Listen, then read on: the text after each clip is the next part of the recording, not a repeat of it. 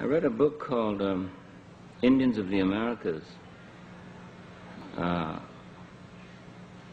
and I, after reading the book, realized that I knew nothing about the American Indian, and that everything that we are taught about the American Indian is wrong.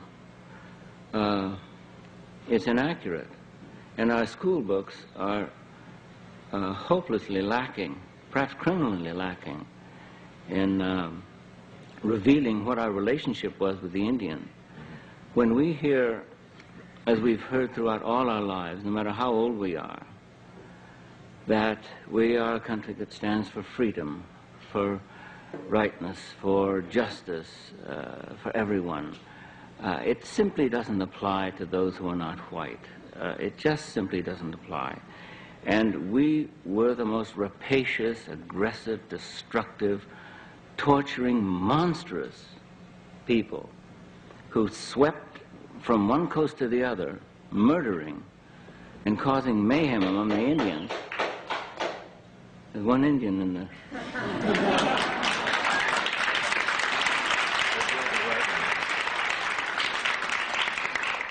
But that isn't revealed, because we don't like that image of ourselves. We don't like to see us. We like to see ourselves as perhaps John Wayne sees us. And and also what we've learned about the Indians has been largely taught to us by Hollywood and by motion pictures. They have educated us. So we naturally believe that when the Indians came, that the wagons circled and the Indians rode around and subjected themselves to terrible fire and died at a ratio of 65 to 1. Both barrels of a shotgun would always get 2 Indians. Yeah, and that wasn't the way it was at all. But anyway, Indians have been tragically misrepresented in films and in our history books, in our attitudes, in our reporting. And so we must set about to re-educate ourselves. Who are you looking at? You.